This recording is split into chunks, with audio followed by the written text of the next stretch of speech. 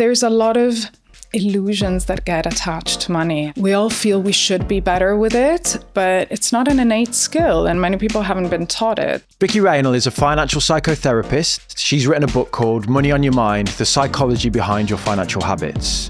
I've seen people self-sabotage and basically destroy the wealth they had because of that, because they were so ashamed of having it. Yeah, I like spending money on other people, but I won't spend money on myself. So what's your sense of where that comes from?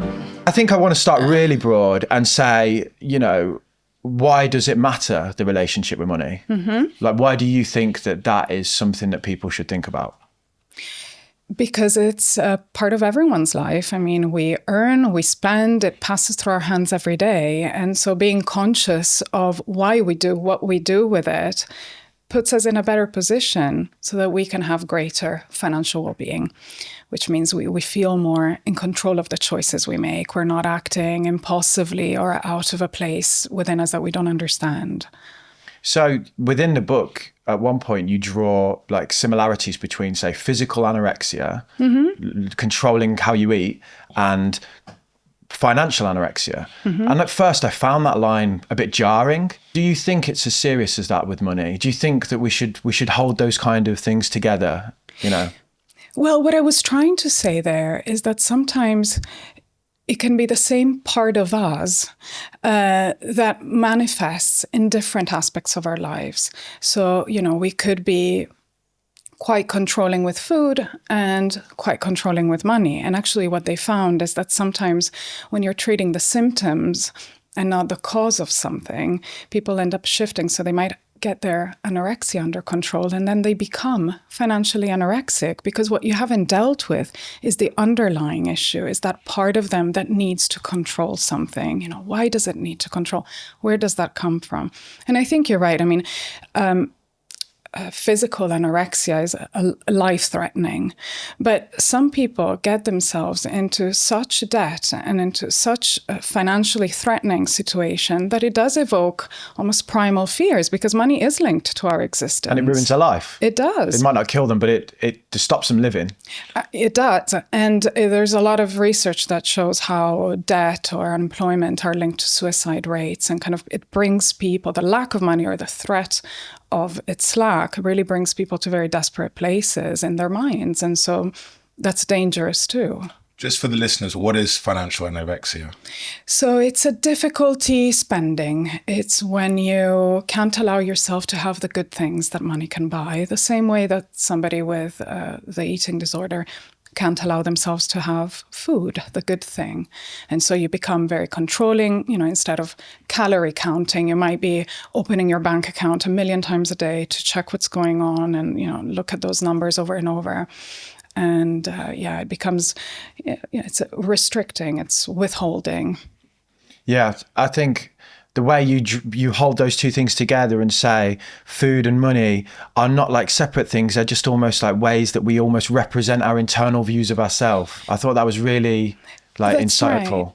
Because money is a symbol. It's an object that we can use or misuse to act out emotional issues. And we do that with food. And so you can think, if we take the overeater, sometimes people overeat because they're trying to fill an emotional gap. It's not hunger, right? And in that same way, we can use money. We might start hoarding it anxiously, build kind of piles of wealth, because there's something within us that is uneasy.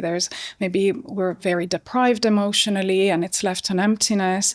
And it's really kind of a hole you're trying to fill. Some people do it with food, other people do it with money. Yeah, and you can swing from one to the other, and sometimes they match. So I might go through these periods of like overspending and overeating, and then I go like militant exercise and I don't spend a penny, and it's like they go with each other. Yeah. And I think what you're talking about there is how there's some pervasive aspects of our personality that we can see acted out through money. So some people can be black or white, all or nothing. And that's what they do with everything. They either go to the gym every day or then they stop going for 6 months. And then they do that with money. They start, they go through, binge spending to then really withholding and, watching every penny for months. And so that's maybe just an aspect of how they operate in life. And they do the same with money. So you're described as a financial psychotherapist. Mm-hmm. What does that mean, and what kind of cases do you deal with? A financial psychotherapist is essentially a therapist that helps people unpack what's behind their financial behavior. So people often come to me having tried going to financial advisors or planners or maybe a coach, but they find that they know what they should be doing with money, but something is getting in the way of them acting the way they would like to. And that's something, in my experience, are emotions. And that's what I help them unpick and figure out. And so I see people that struggle with all sorts of different problems with money. You know, maybe they're overly generous or overly greedy. They might overspend, or there's a lot of kind of conflict in couples or in families around money. Inheritance is a big one. So the kind of all sorts of different presentations that have to do with money. But, you know, I call myself a financial psychotherapist, but any psychotherapist would be able to help somebody unpick all that, because we're trained to help people figure out what they do with anything. With, you know, what is the meaning behind their use of all sorts of different objects like food, money, sex, all things. Why did you focus on money then? It was both a professional and a personal interest. So I had, my own family had its complicated relationship with money, and I really benefited in my own personal therapy unpicking all that and the impact that it had on me. But the professional interest is the fact that sandwiched between two psychology degrees, I have an MBA degree. And during the MBA, there are kind of behavioral finance classes in which you unpick kind of cognitive biases and things that kind of psychological factors that influence your relationship with money. But in the psychotherapy degree, money wasn't talked about very much at all. And so I thought, well, you know, we have the right skills and tools to help people understand the meaning of what they do and figure out what place within themselves it's coming from. Why are we not applying it to something that is so pervasive and part of, you know, our daily lives? And that's how I started kind of researching and writing about it. What are the most common issues or traits, or like the kind of problems that people bring to you with money?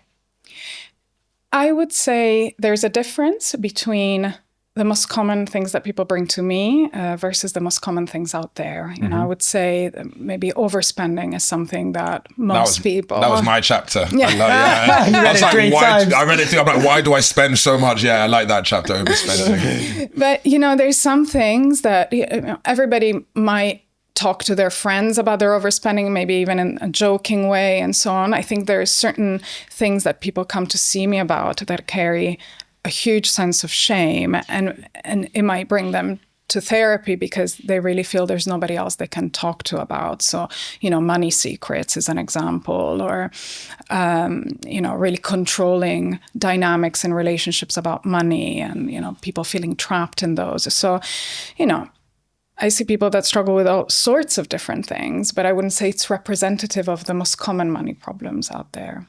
Yeah, because you said around the people who kind of don't spend, that first of all, they're not going to spend on seeking out help, are they? Because they don't spend. And then secondly as well, sometimes these behaviours can be championed as like virtuous when actually they're negative. You made an interesting observation around, say, the FIRE community. And that could be a place where FIRE, financial independence, retire early. It's about extreme frugality. People who have destructive behaviours could go to there and be welcomed, couldn't they? Absolutely. And then you can see how there's something that's being denied there when you work so hard to make a point so strongly and you insist so much on how right you are and how wrong everybody is. You know, I'd always question, you know, what are you not saying? What are you trying to hide behind this more extreme behavior? And you're right, it's represented as something good, but maybe there is something not so good lurking in the background that is being, what we say, defended against. Yeah. Go on, mate. I was going to say, do you think a lot of this comes from your childhood? That these things that are like lurking behind, it's from... Often, yes. I mean, a lot of our personality and how we operate in the world, what we think about ourselves, all of these things really are established when we're young. And, you know, some people use the statistic, you know, before you're 7, but I think it's an ongoing process in life. But certainly, a lot of it gets established early on. I think I felt like mine was a bit later, but I guess a lot of it's subconscious, so you don't really think about it. But when I was looking back, I was like, were my ideas of money formed before I was 7? I was like you can't really remember much before you're 7, so kind of hard to tell. I think a lot of ideas about yourself in the world are formed before then or early in childhood, I would say. I think 7 is a bit of an arbitrary number. Yeah. But so, think about it. Your interaction with your parents will shape who you become. If they look at you and smile and interact with you, you'll grow up with a sense that you're lovable, you're good enough. And so you'll approach the world that way. And if on the other hand, you had parents who were really critical or maybe absent or always said no to you, then that will shape your sense of agency, right? So how are you going to walk into a salary negotiation as an adult with a sense that people say yes to you if your whole life you grew up hearing no, you can't have this, you can't have that? And so I think in that way, it's those experiences. What do we expect from others? What do we expect from the world? How will people respond to us?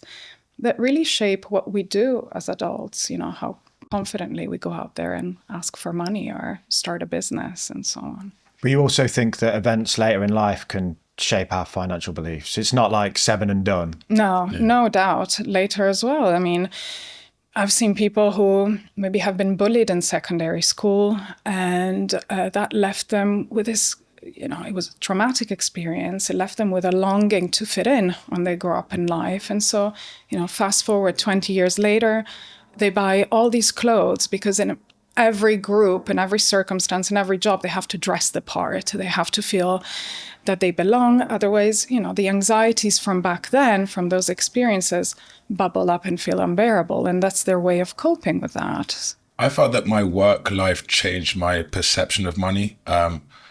When I was a broker, I think when I graduated my first university, and I was working in Liverpool Street in the city as a commodity broker, and they were all about carry a money clip so you always have cash, and then they want you to spend your cash and stretch yourself so that you do more deals. Selling. You keep selling, and then they would have a guy who came in every week and he would measure people for suits. And so like the top brokers would always be getting a new suit every week, bring all the materials. And you're like, oh, when I joined, I'm like, I want a custom made suit. So then I did some deals, I made some money. I was like, oh, broker, suit guy, come to me, Taylor, come and do me a suit. So he did me a suit, and they always expect you to spend money. And then also, when you're talking to clients, you have to ask for money, which is in England, very taboo. We don't really talk about money, let alone say, how much do you have in your ISA? How much do you have in the stock market? Do you want to invest some in commodities? Our minimum is £10,000. And just the process of saying, give me your money is like, it took like a while to learn. But then I feel like it changed my whole aspect of my outlook on money. And it's like, okay, spend, like the more you spend, the harder you work, and then stretch yourself so that you always, next month you'll be fine because you'll do another deal. So it's always like they kind of institutionalized us to always be not broke, but stretched, and like get a bigger house, get a bigger car, buying more suits. So I feel like, and that was quite late in my life. Well, and as you're talking about this and reflecting on the experience, you're aware of maybe both the pros and the cons of that experience. So it made you more comfortable talking about money, which is an important life skill, definitely, right? But the downside was that maybe, it was an environment that felt really competitive when it came to spending, and definitely, it pushed you in a direction that then became uncomfortable. And be on the tube and say, I bet you that person gets off at the next stop before that person, 20 quid, and they'd just be betting on like who's going to get off the train. It was ridiculous. Yeah. The competition everywhere, right? Let's talk about some of it then from our own personal perspectives, because I think it's interesting after reading the book to reflect on it and get a free therapy session.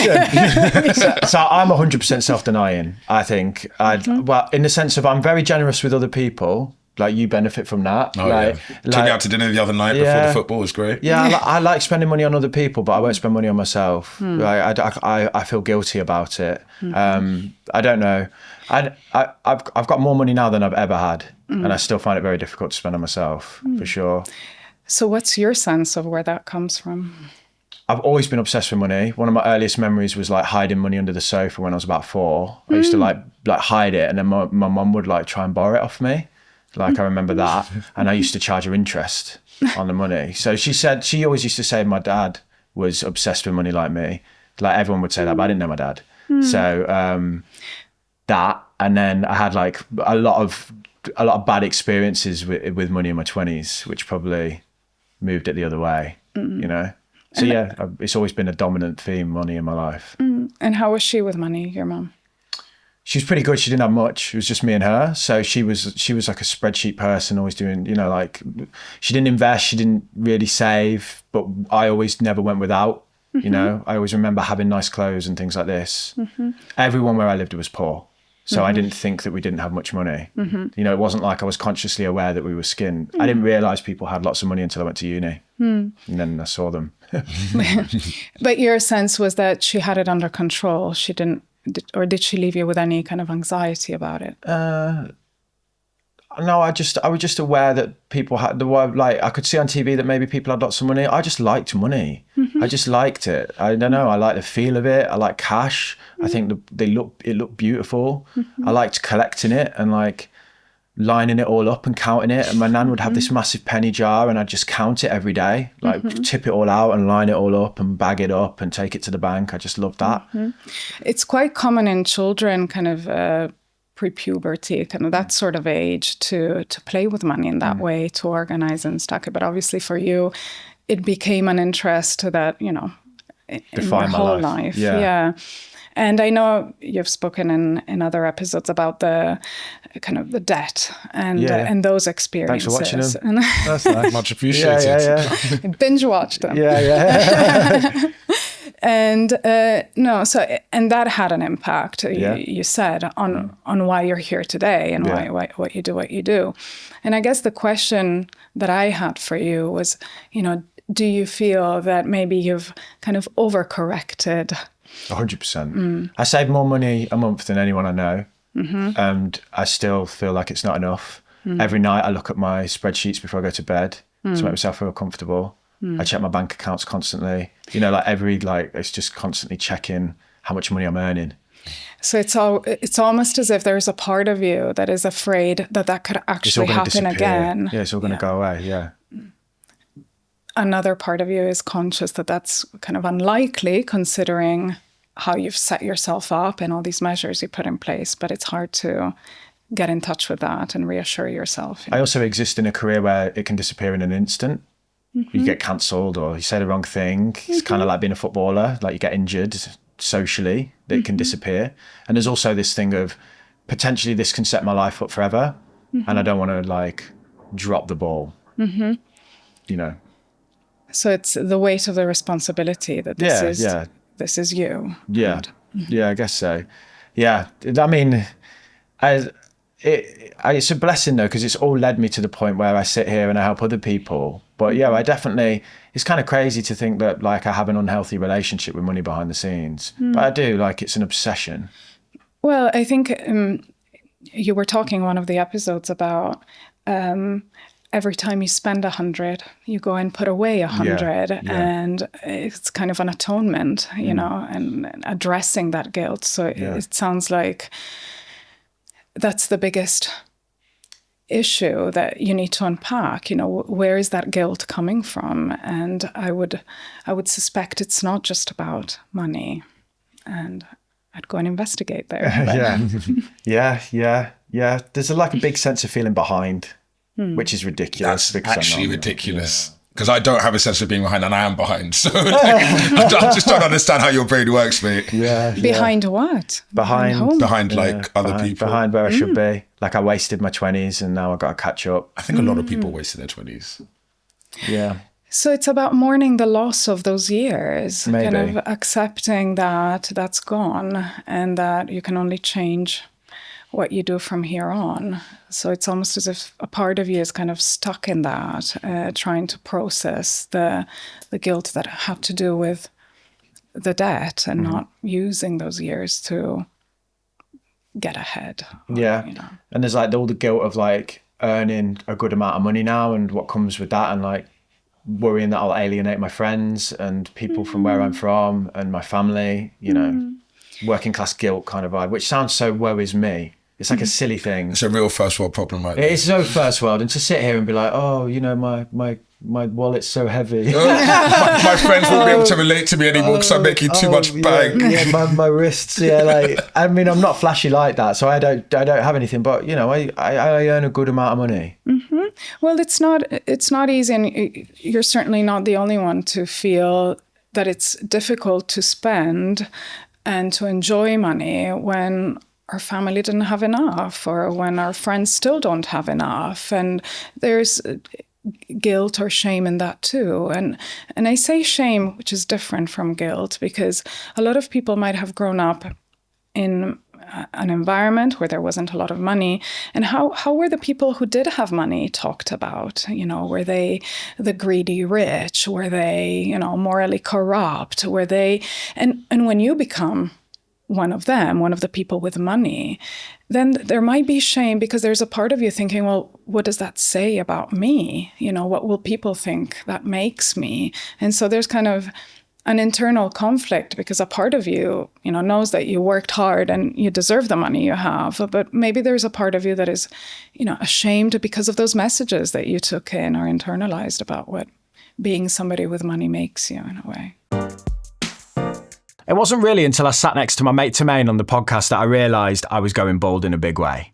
The sides of my hair were just going to the back of my head, which, you know, for some men is fine, but for me, I think I'd look pretty weird if I was bald. So, not one to go bald gracefully, I started looking for solutions. Obviously, I could have gone to Turkey or got a hair transplant or whatever, but I wasn't quite ready for that yet.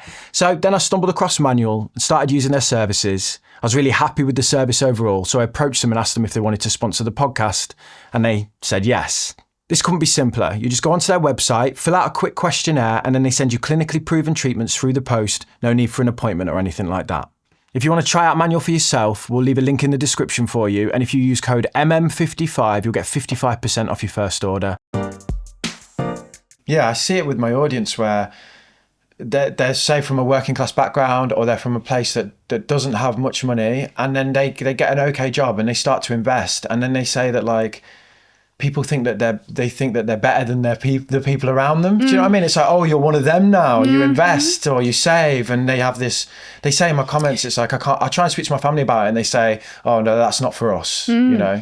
Well, it's a dangerous thing not to kind of recognize those feelings and manage them, because I've seen people self-sabotage and basically destroy the wealth they had because of that, because they were so ashamed of having it and they just didn't want to, at some level, cope with the consequences. Of course, this happens unconsciously. They're not doing it on purpose, but, you know, making kind of a reckless investment, or, you know, giving money to somebody without doing any due diligence as to what the opportunity is about. And it's all lost. And then, you know, you find that actually what was difficult was having money. And so they unconsciously found a way to rid themselves of it. I definitely find it hard to have money to hold on to it. Yeah, honestly, I'm like, what do I do with it? I better buy this, I better spend this, I better go on holiday. Like, it's got to do something. It's got to do something. It can't just be sitting there like, Yeah, whereas I'm like, it's got to work for me and I can only live off what the money makes for me. Do you know what I mean? Like every penny has to be invested. So go on, T, let's go at you a bit. When you said people waste their 20s, like I spent my whole 20s just traveling the world. Like I didn't have a kid. I just had, anytime I had a good month, I just go on holiday. I was going on holiday like every 2 months into like Romania, America, like everywhere. So for me, I want to be like unbiased. So I asked my partner, how do you think my approach to money is? And she said, terrible. You don't know how to save. It comes and goes. And in the back of your head, you act as if you have a trust fund that will bail you out. You spend like a millionaire. That word for word, I spend like a millionaire. Your Albanian missus is like you get the most honest replies. Yeah, she's just straight I to saw the other day, she's like, you've lost weight. It looks good on you. Don't get fat again. He's like, yeah, if I put on weight, she would have told me you put on weight. You put on weight, you don't look good. Yeah, I think it's part of the therapy thing. Like, yeah, no, it's amazing though. Yeah, it's really good. But I mean, for me, when I get money, I don't waste money. So like, well, I don't think I waste money. Some others might think I do, but I like to stop looking at my watch. I know, but like, for example, if I'm going to go and spend lots of money shopping, I won't just go to like Selfridges or Harrods. I'll go to Bicester Village where it's 40% off, and I'll buy like 5 pairs of shoes and like buy loads of stuff. So I'll splurge out, but I'm not going to waste money on like an Alexander McQueen jacket for like 10 grand. Vicky's seeing through your bullshit here. I'm looking at Vicky's eyes thinking, okay, but I'll buy 5 pairs of shoes and don't waste money. They were on sale. They were all on sale, 40% off. So I'm saving. That addresses some of the guilt.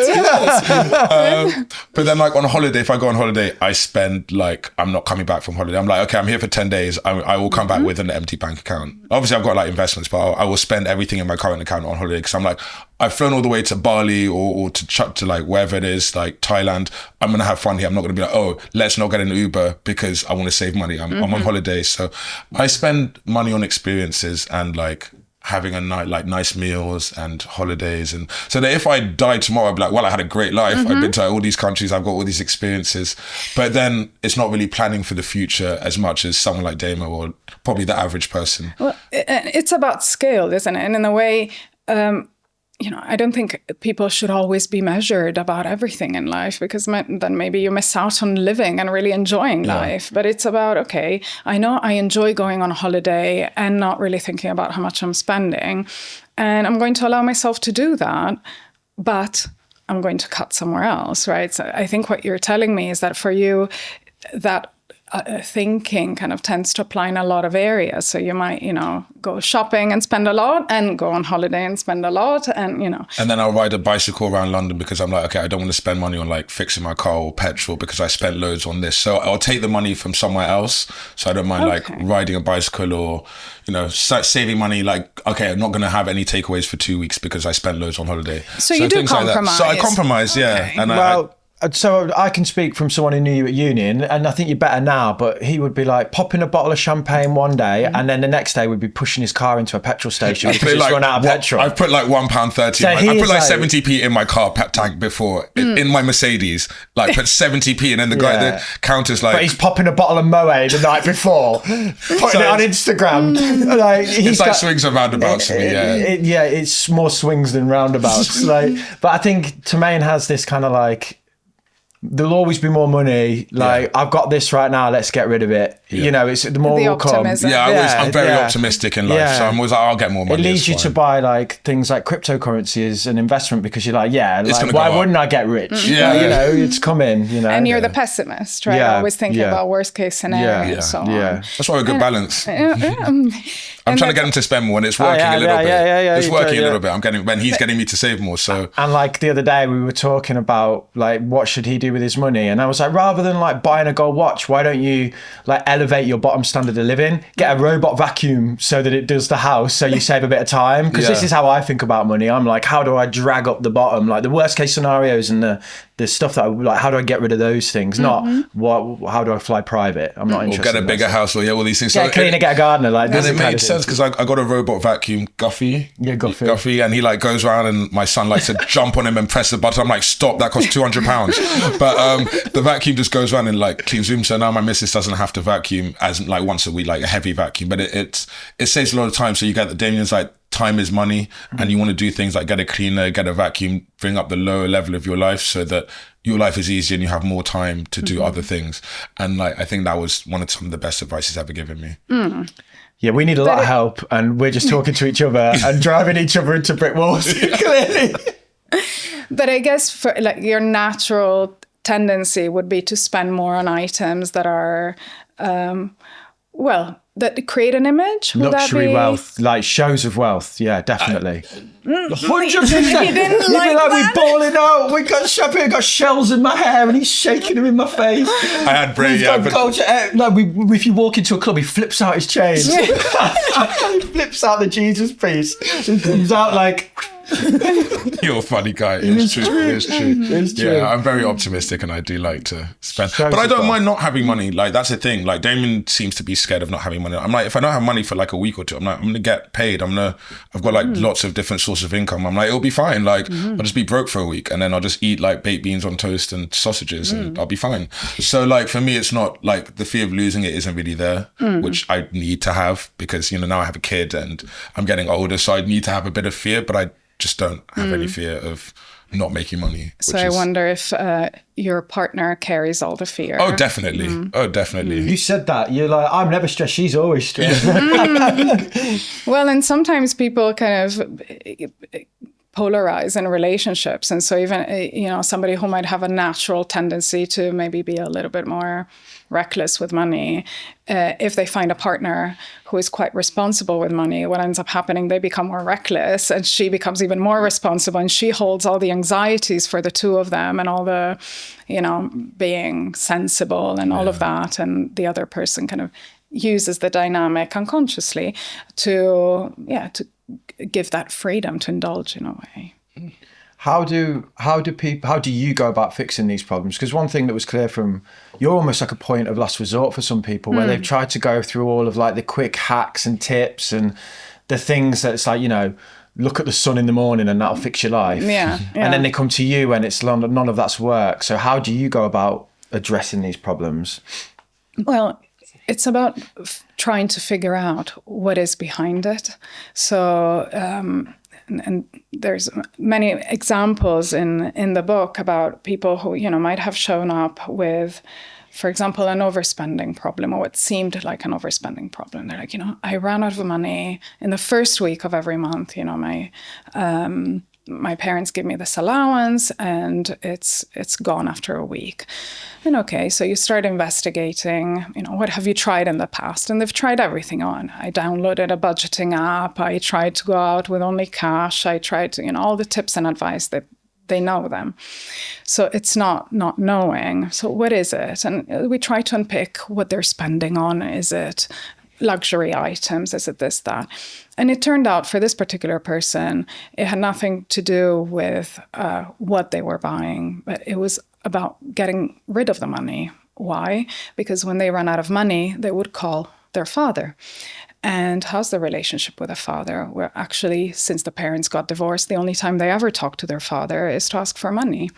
And so you see how, for them, fixing the money problem, becoming a more responsible spender, would have ruined a relationship. At least that's what they thought. They would have lost a relationship with a parent.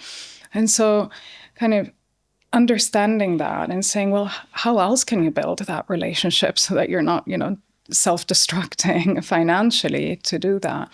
That's what unlocked it. It wasn't about budgeting tips at all. And the father probably on the other side of it is like, they only ever call me for money. Yeah. Like they probably resent the relationship as well. Like as a parent, like I hate it when my son calls it, hi dad, can I have £5 for V-Bucks? I'm like, you little, like, ask me how my day was.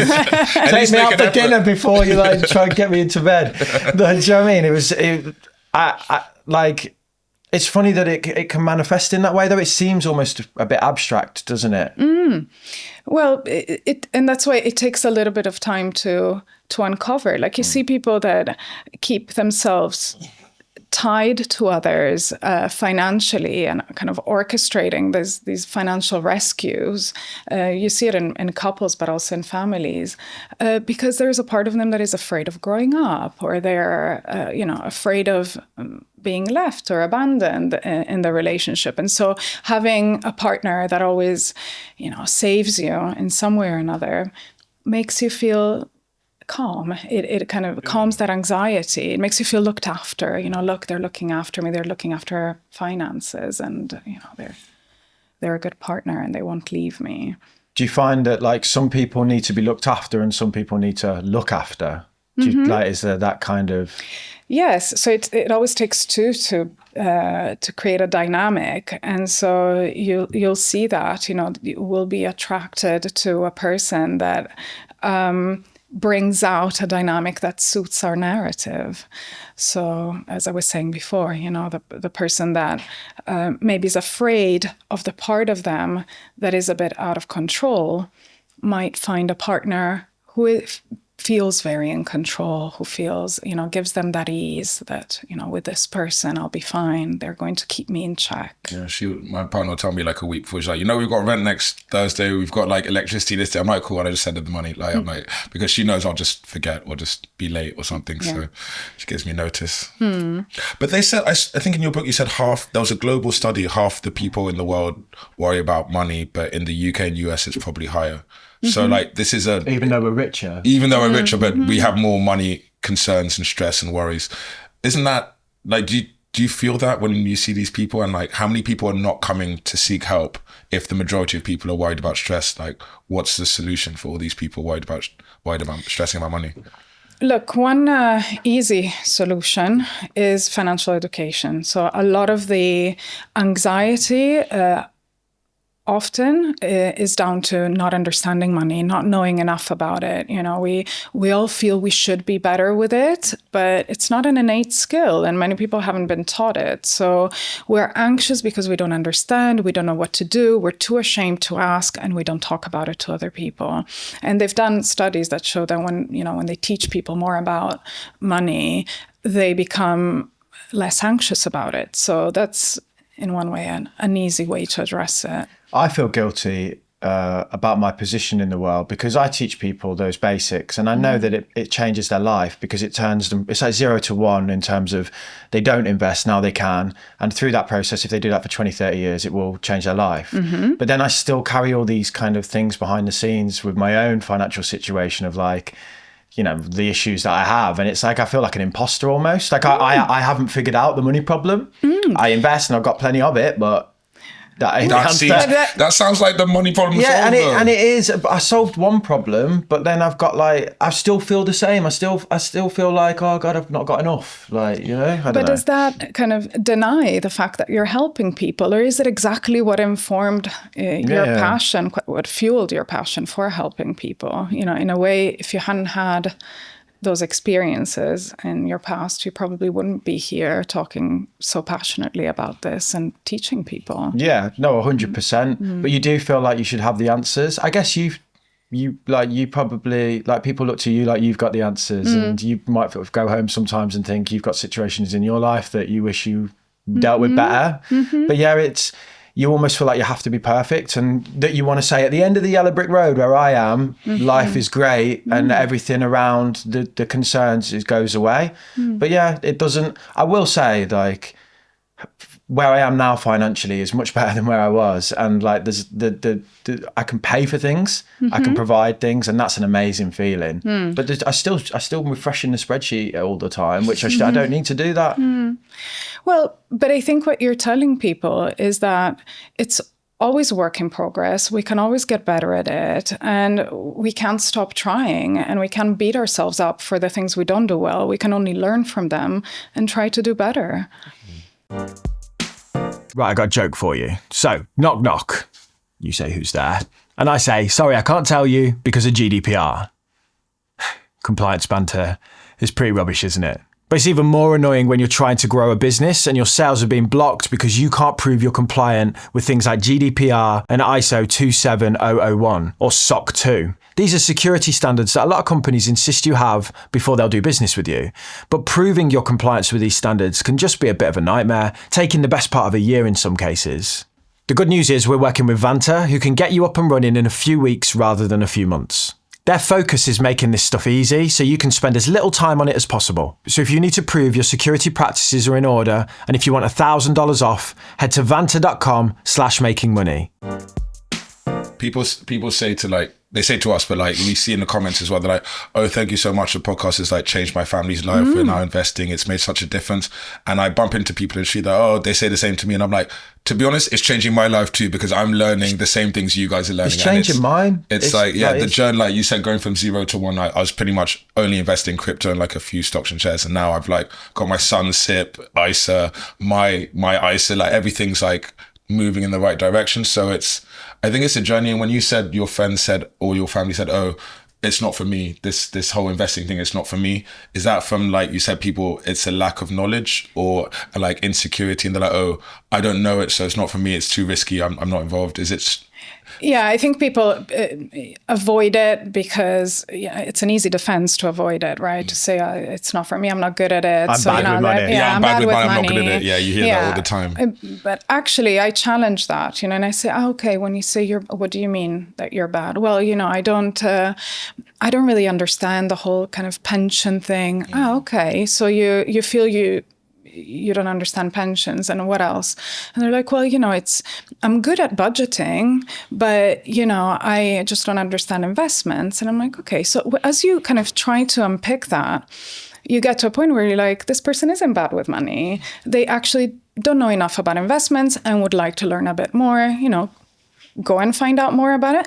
And that eases the anxiety. You can make it specific. It's not all vague and in the childhood. It's some of it is quite simple. If you allow yourself to ask some questions to yourself, or you can do that in conversation with somebody, but it's about, investigating what's behind this fear. What is it? Is it a fear that I'll lose everything? Is it a fear that I don't know enough about it? Where can I get that help? Who can I ask? Yeah, I think like what your book made me realize was I can sit here and say to people, buy a global index fund inside of an ISA and do that for 20 to 30 years and you won't die poor, and you won't have the decision in retirement of should I eat or should I turn the heating on. But it won't take away the underlying issues that you manifest through money that are nothing about money. They're more about how you've been brought up, who you are, your own insecurities and what's happened to you in life. And maybe I was thinking like more money would fix those things in me. But actually, I probably need to have a conversation with myself or with someone like you to dig that out. Well, and that is a common belief for people that money will fix whatever it is, the conflict in the family, or it will make me feel more worthy, or finally my dad will take me seriously, or whatever it is.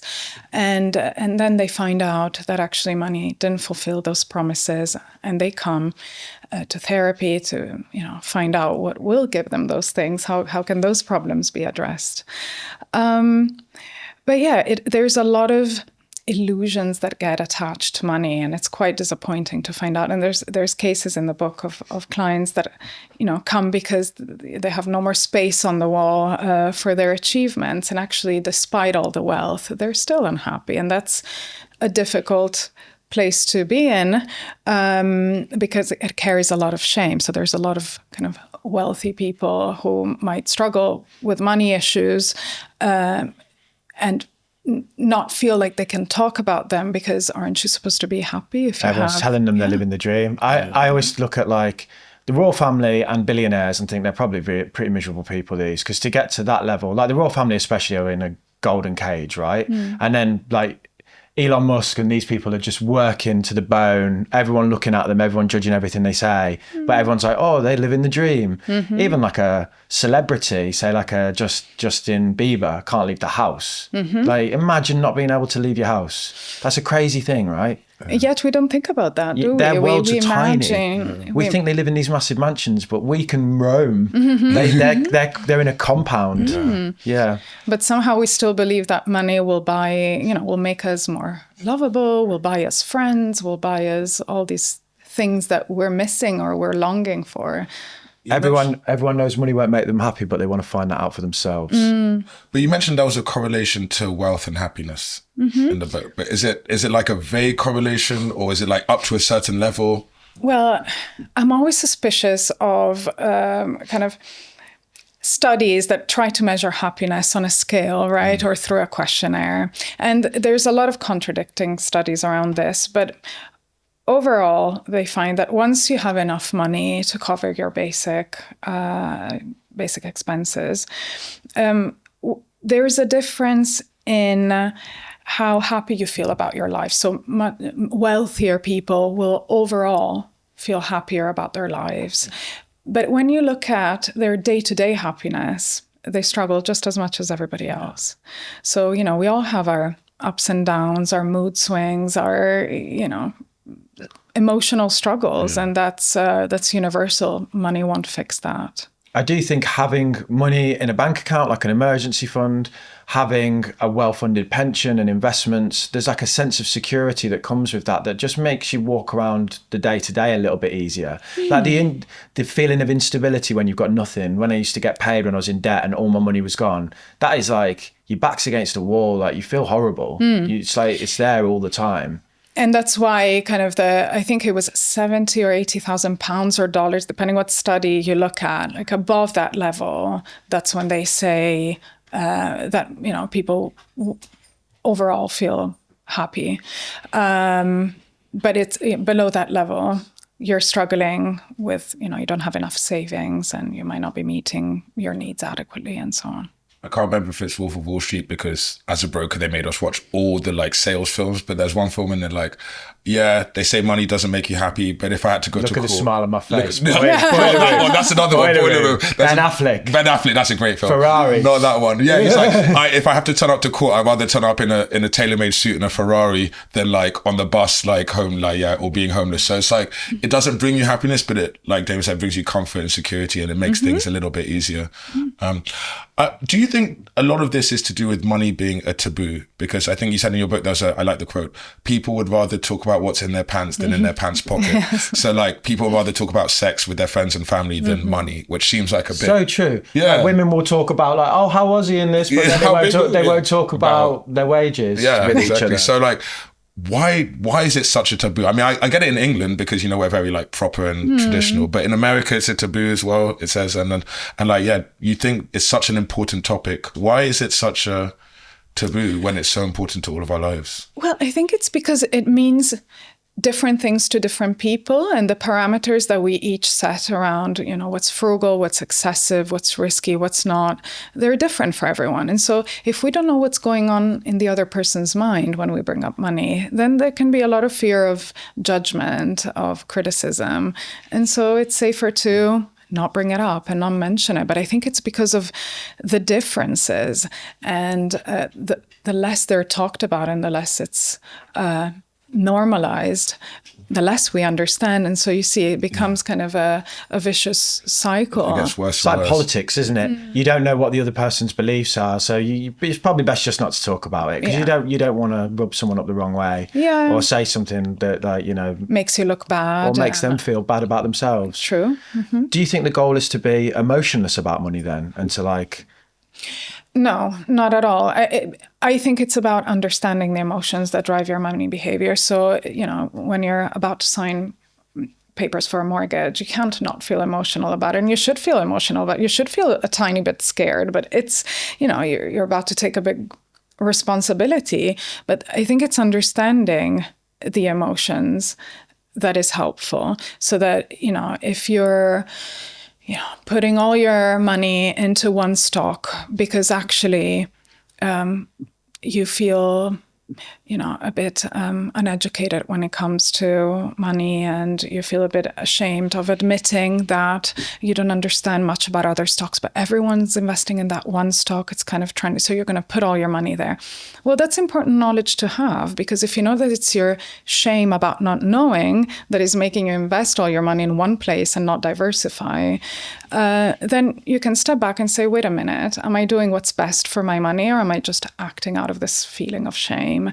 And so whatever the situation is, knowing that there are feelings that are driving it, it gives you a choice about whether you are going to listen to those feelings or not. You have some questions that people can ask themselves. You kind of alluded to one there. Are there others that you think people that might even not think that they have an issue can ask?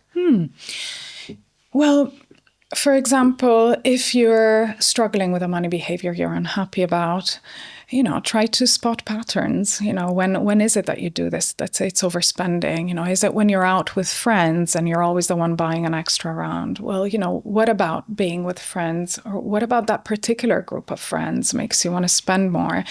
T. Yeah. Well, every time I hang out with you, I'm like, he didn't buy a thing. You're like, I'm helping you. You're like, you leave. You're like, Another therapy session for Tremaine. Yeah, sorry to interrupt. No. But, you know, depending on what it is, try to think, well, what if I don't do it? You know, what if I don't spend in that occasion? What feelings come up for me? Do I start feeling bored? Is it lonely? And then you start identifying what are the feelings that are driving you to do that. And I think, you know, in your case, you were saying, well, if I don't check my bank account, I start feeling anxious. I start being afraid that, you know, I'm going to find out something, if bad news or whatever it is. And so kind of unpacking the feelings that are driving you to that behavior, I think, is helpful. And also, what would you lose if you were to give that up? So in some cases, for example, you know, okay, if I weren't overly generous, if I didn't kind of bring 2 bottles of wine every time I went to a friend's house, then I would feel inadequate. I would feel, that my presence is not good enough. And so I always feel like I have to complement it with something. And that's why I'm generous. So I think asking, what would you have to give up emotionally to change this behavior, I think is also helpful. Yeah, it's like you maybe don't feel like you're good enough, and that's why you want to provide like this value that's like, I'll pay for dinner, or I'll bring the 2 bottles. Yeah, you're compensating for something. Champagne in the fridge. He says I love champagne. He brought 2 bottles of champagne. We're having a meal after this to celebrate buying the podcast, because me and Will, the co-founder at the back, bought the podcast, and I bought 2 bottles of champagne to celebrate it. When he said that, I was like, God damn, she's good. I was like, 1 for me and 1 for everyone else. Cheers, Damo. And then he leaves. Didn't buy a thing. I bought some IPAs. Okay, you bought 2 IPAs. He bought 2 bottles of champagne. You bought 2 tinnies. Mr. Overspender. Yeah, I know when to overspend though. You see, but I love spending money on other people. That makes me feel good about myself. It doesn't feel like it's wasted. The same with my son. But then I do worry about that. This is one thing I wanted to talk to you about children, because I think it resonates with a lot of people. One answer I don't have, like people always say to me, you should create content for kids. I'm like, I have no idea how to be a good parent in terms of money habits. My nature is to provide my son with everything, because I might not have had everything. And I think that that's the wrong thing to do. It's a natural response to want to give our children a different experience from the one we had. But sometimes we end up kind of overcorrecting and doing the opposite, as you said. And so I think we teach children about money in many different ways. I do think it's good to teach them about the value of money, and so give them that experience, the allowance early on, so that they can have the experience of managing their money, making those choices. Do I spend? Do I save? Do I, put it away, give it to a friend? All of those things, so that they can start to really understand also all the feelings that come with, the joy of giving it to a friend, but then maybe the regret that you've given too much away and there's not enough for you, and so on. But I guess what you're saying is that you're not teaching the limits around money that you find so helpful and that you had to learn the hard way. And so you need to be mindful of that. I also love going to like a wacky warehouse, or like, have you been to a water park? They're amazing. You can't go as a 35-year-old man by yourself. So I'm like in there, I'm like, this place is great. Let's go. Every weekend we'll go do something. Well, that's great. And I guess you can do that. But it probably teaches him that that's normal, and it's not. When I was a kid, we went to cinema once a year, and that felt like a big deal. And I appreciated it. The cinema to him is like, standard Friday, mate. Basic. Get me an ice blast and I'll have the usual. Like, literally, that's what it's like. Do you know what I mean? You're right, Terry. Usual for Chuck me. the M&M's in. Yeah. But I think what could be helpful is a lot of times we make a decision in our minds, and that children don't see, and so maybe doing a little bit of that out loud. So saying, look, we came to Wacky Warehouse again, which is quite an expense. So maybe we'll save on the whatever it is, the popcorn or the ice cream this time. Or, even in the supermarket, if you bring them along, kind of talk them through kind of the process that you go through in order to make the choices. So, if you reach out for one cereal, say, actually, I'll go for this one because it's a bit cheaper. And then they can start learning from you that, you are making money choices in a kind of mindful way. And so you can, in a way, teach them that you can enjoy money and go to Wacky Warehouse, but that somewhere else you're going to have to save. So maybe, we'll buy the cheaper bike, and rather than the, top end one. That it does work, because the other day I had a business expense, and I took a picture of a receipt, and my son was like, "What are you doing?" And I was like, "Oh, I'm taking a picture because I can get the VAT back on this because it's a business expense." It's definitely a business expense.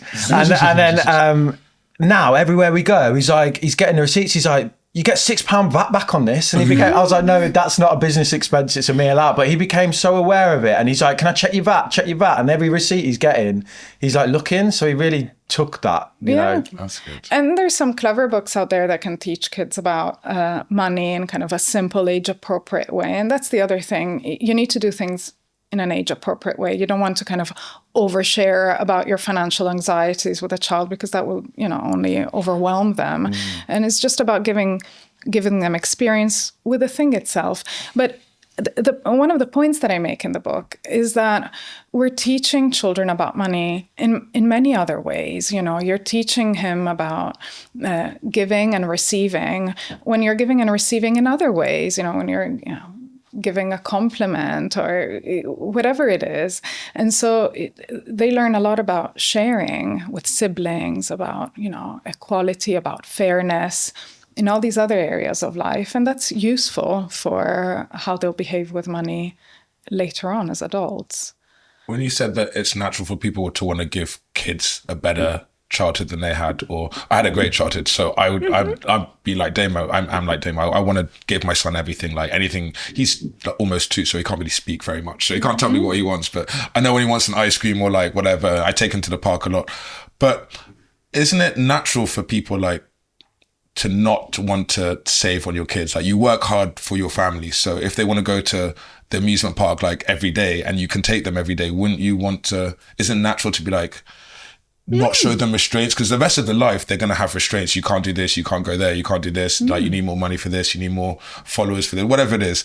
But like, shouldn't you want to just spoil them when they're kids if you can? Because that's why we work, so they can have a good life. Well, I think you said it. I think the word spoil says everything.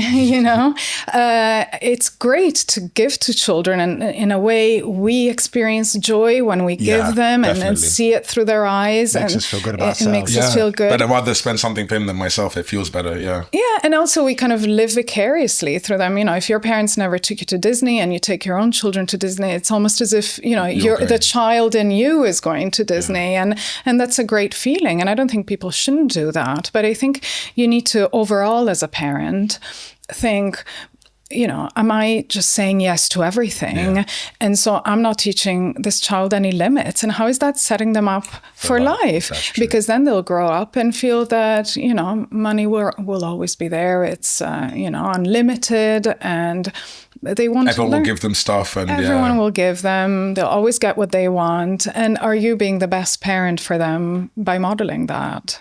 It's a hard thing to do, though, isn't it? To deny a child when you just want them to, be happy and love you. But sometimes there's kind of nice ways to do it. If a child wants, 3 scoops of ice cream, you don't say you don't have ice cream. You can just say, we'll get the small one today because 3 scoops is, I don't know, £6, and it's. Then I can't have 3 scoops. I'm there with 10 scoops. Like, you can have the little cone, mate. How do you feel about giving allowance, though? Because you said great points on, like, it shows teaching them how to share and like the value of it, and looking forward to allowance and how to spend, and like budgeting. But doesn't it seems like giving them free money? Shouldn't you, like I said in another episode, my parents made me do some chores for like allowance, and then everyone was like, what? Chores? You shouldn't make your children work for money. And I'm like, what? Why not? It's a slippery slope, because then where do you draw the line around, what are they responsible for at home? I was responsible for loading and unloading the dishwasher and setting the table. So, and then if I wanted extra money, I could wash my parents' car, and I did a terrible job every time. And then they took it to the car wash after, because I was not very good at washing the car. But yeah, it was like things like that. But I think that's a good way to do it. Like, there's things that we're all expected to help with at home. And then there's things that are exceptional that we can get paid for. So, washing the car, or, whatever, a gardening job or something like that, things right? Like that, But not making it conditional. Otherwise, I guess you'll create really lazy children that won't want to do anything and will blackmail you. Yeah, What about, so in a relationship then, I want to flip it on the other side, rather than looking internally, what happens if someone's got a relationship with someone that they think has money issues, that's dragging down the relationship, say, and how do they address that? So, talking about it would be a good start. I think people argue about money. They don't talk about money very often. So it ends up being a dynamic in which you're kind of pointing at the other and telling them that they're doing it all wrong, and that doesn't lead couples anywhere. What's more helpful is try to help the other person understand why they're doing what they're doing. do you see what you're doing? Do you see the cost of it? Where do you think it's coming from? Why do you think you behave in this way? And in a way, what I've seen a lot is that there's pluses and minuses to everyone's approach to money, as we were talking about your approaches, right? So maybe the downside of your approach is that you might not enjoy money as much as he does, but the downside to your approach is that maybe you're not kind of building those reserves and planning for the long term in the way. And what ends up happening in relationships is that we point at the negative thing of one person's behavior without acknowledging that there is a downside to our own as well. And so I think getting into a place in which we're both talking about there's pros and cons, but let's try to find a compromise in which our approaches become complementary instead of thinking of ourselves as incompatible when it comes to money. I think it's helpful. Looking at the book and some of the more extreme examples that are quite fascinating, like the edges of like the financial personality in a way. Yeah, you mentioned some of the cases that you deal with in the book, some of the more extreme ones like FinDom or financial domination. Well, that's an extreme form of financial self-sabotage. It's basically people that go online and find somebody to dominate them financially. So what they're doing is they're giving financial control to this other person, the dominatrix, who makes financial requests, and they obey. So this can be, go to the ATM and take out this money and give it to me, or buy me this thing. And it's tricky. It can become quite addictive. There's a lot of people that do this under, the influence of drugs and, when they're not thinking clearly, who can lose fortunes. And so they get some kind of psychological release by feeling powerless in that dynamic. And when you start working with people who struggle with that, it links back to early experiences, usually of abuse, in which they felt powerless back then. And so they recreate that experience of feeling powerless, but this time they have the power to say when it's going to stop, right, by ending that conversation. And so they kind of triumph over the trauma back then. So you can see how something so unrelated to a money experience can manifest itself as a money problem. Who's on the other side of that, and how are they comfortable dominating someone where they just extract money from them? Because they're kind of like scamming the person in a way, aren't they? With scamming with consent. Yeah, it's but it's still like you would feel uncomfortable. Probably you'd be like, I don't want to do that to someone. I'm not saying it's a bad thing, and like if that's where people get their kicks, then okay. But well, I think there's a lot of ethical issues with that, because you're essentially exploiting people who are very vulnerable emotionally, and most times they don't have a clear mind when they're making those choices. And so there's different ways to help these people. And fortunately, banks are becoming better at dealing with mental health issues and trying to help people who get into muddles because of those. And so, I have the case of a client who called their bank and said, look, I'm addicted to FinDom, and I've spent all this money there, and I'm working on it with a therapist. I'm trying to beat this habit, but can you help me with this debt I've accumulated? And so the bank forgave some of the debt and put in place measures so that any time he went online and created a transaction, there would be a 24-hour period in which he could regret and could go back and undo what he did, which was really helpful. It's quite nice for the banks. Person. Banks aren't normally so friendly and responsive. Yeah, but there's different organizations kind of lobbying in favor of people who struggle with mental health issues and that get in the way of their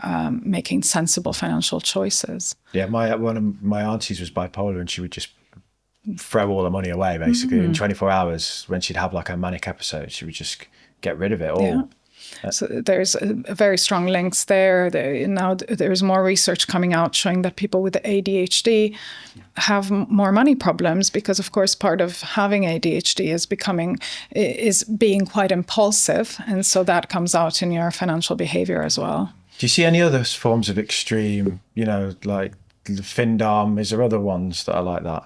Well, I think the extreme, there's extreme in all of our money behavior. So I've seen extreme generosity, you know, people who become in a way masochistic by giving everything to others and being left with nothing. Or with financial anorexia, there's, you know, the example of somebody in the book who, despite having millions in the bank account, can buy themselves a coat. And so you see, would walk in Milan, like freezing cold in Milan, and said that like he felt strong because he didn't need the coat. Yeah. So if you grow up in a family in which there's pride in deprivation, you know, maybe parents were, you know, martyrs in some ways, and they showed that, you know, it's a good thing to do, to give everything to others, and then, you know, that's what you might do when you grow up. It made me also like think about friendships in the past where I've like kind of moved away from them because I thought the individual was like a bit of a dick, but actually I was probably I wasn't understanding their side. So everyone knows someone who's like really tight, tries to get out of paying for their share of the bill. Stop looking at me. No, I was like looking for agreement, not saying it's you. No, he's a generous guy. I'm too generous. Yeah. No, that's not what I meant. I was like, yeah, no, you know, like someone who's... I had a friend once who bought my son an ice cream, was like, I'll buy him an ice cream. I was like, oh, that's nice. And then when we got back to the house, he was like, can I have that £1.20 back for the ice cream? And I was like, oh, that's a bit out of pocket. Do you know what I mean? About that, yeah. Yeah, I heard about that recently. Someone had a play date and then afterwards the mum sent an invoice. They're like, your kid sat on my couch, that's like wear and tear, like 50p. What? They had like 2 juice boxes from the fridge, that's like £1 each. Like I cooked them lunch and I'm like, whoa, you send your kid for a play date, you get an invoice afterwards. But they're like, I would obviously do the same if my kid went to yours, so can we just like, and then they paid it, they're like, just like 16 quid or whatever. But like, you don't expect that, but I guess that's probably from we past issues. carry a blueprint of what relationships are like, right, from the past. And so if you grew up, let's say, in a family where people were rapacious around things, it was all about, you know, survival of the fittest in a way, and then you bring that to your adult relationships, and you might, you know, be counting every penny. But for others, you know, it's really hard to give because they feel depleted internally. So if you don't feel you have very much in you, then giving is very difficult. You're left feeling kind of impoverished or maybe exposed because you're afraid it makes you vulnerable to have given. How could, if you encounter that kind of person in your life and you like that person, but you find that part of their personality really hard to be around, it makes it hard to go out socially if they're like trying to shirk on the bill or like trying to get the best deal. How can you manage that as an individual? Well, I'd say, I think talking about it sometimes can be helpful. And, you know, there's different ways to do it. It's not like you're going to sit down your friend and be like, we need to talk about how stingy you are. But, you know, sometimes, you know, we hear things through jokes, for example, oh, are you being tight again? Or, you know, so you can help them see what they're doing in a way that isn't too kind of critical or judgmental. I think that's helpful. And then you expressed something, you got it off your chest, and they might have heard it or might not. You know, some people don't want to hear what we tell them. But I think, you know, as you said a minute ago, sometimes we need to understand and empathize with the fact that this isn't coming out of malice or, you know, trying to be a bad person. Sometimes it's coming out of an insecurity, or maybe that's what people did to us. They never gave, and so we grow up and we're not giving. So maybe keeping that in mind, that maybe your friend didn't receive very much, or, you know, holding. You know what Ollie would say? My mate Ollie would say, you've got short arms and deep pockets. Anytime you don't pay for a round, it's like, he's got short arms and deep pockets. So like, he was every single round. So, but you're going to get around because he's going to keep making the same joke again and again. Yeah. And I've got long arms, so I can't even get away with that. Got long arms. You got long arms as well. Ollie's a legend. He's funny. How long does it take people to work out these issues on average? I mean, I know like it's a big question, but is it like one and done, or? Yeah, right. I'm weighing up the cost here thinking, can I spend this money on myself to fix these issues? Yeah. So, you know, if you spend whatever it is, 20, 30, 40 years being one way, you're not going to fix change in a week. So 2 sessions? Yeah, 2 sessions. Discount more worship. Yeah, I think sometimes just figuring something out about yourself can have a powerful effect, right? Like the dad thing with that woman. Exactly. Now, that doesn't mean that the next day the relationship was fixed, but it already set her down the right track. But we're all different, which is wonderful, but also frustrating. And in therapy, some people make amazing progress in a few months and other people are there 10 years later. And what does it like, just because therapy, you've got the couch on the front of the book, right? So it's like, we have this like stereotype, maybe like The Sopranos or something, lying on the couch and confessing. What do you do? What does the session look like? So with my clients, they sit in a chair across from me. They're not lying down. The session starts with what's on your mind, or in the very first session, I would ask them what brings you here. And we take it from there. There isn't a formula. I don't say right now, tell me everything about your childhood or anything like that.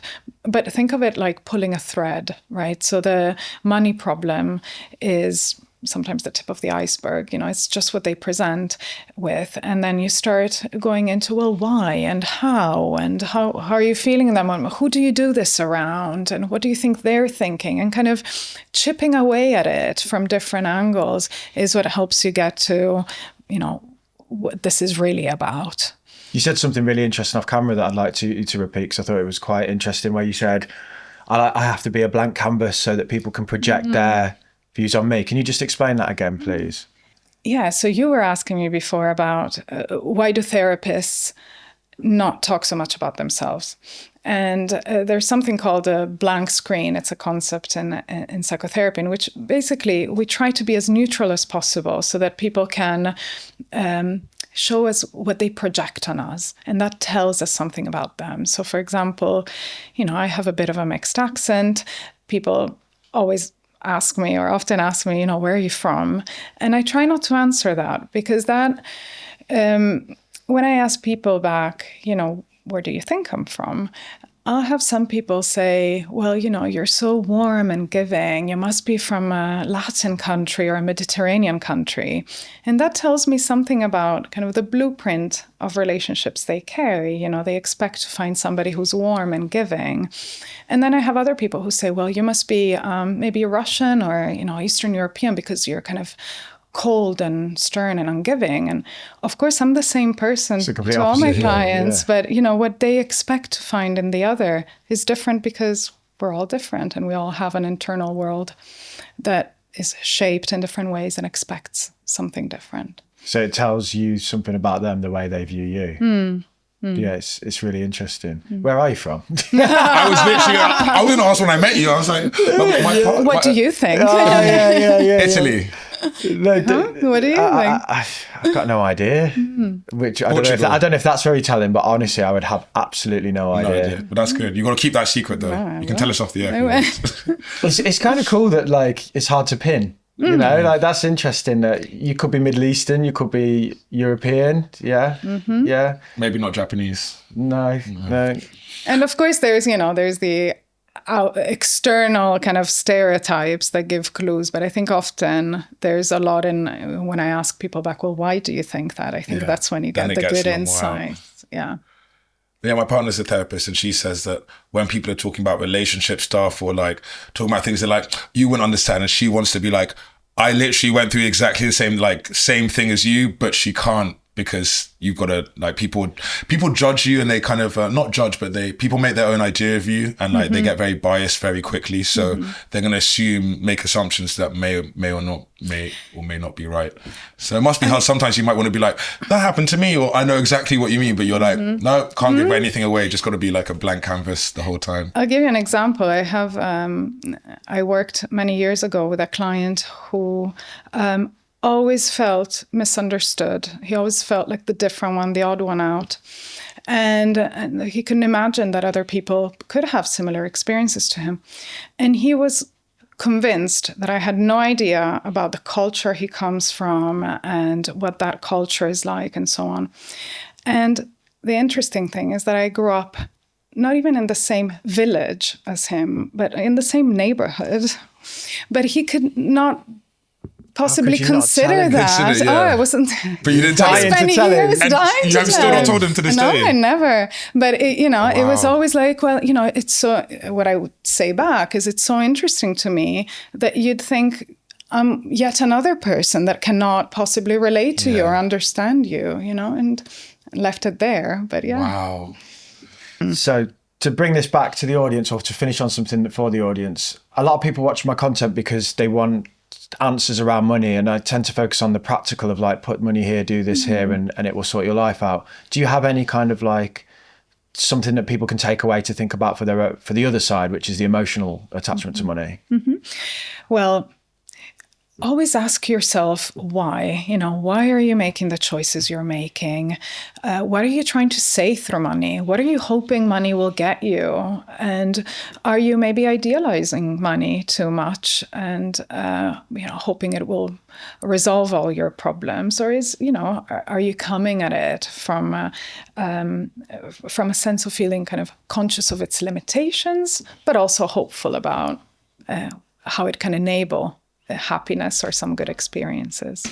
Shout out to Nicholas, who's a member of the audience. He got in touch with us very kindly and offered to help us with the newsletter because he noticed, and so did we, that we've been having some issues with spam since we changed the domain. If you've not been getting our emails, can you please just check your spam folder and move any messages into your inbox? It would really help us out.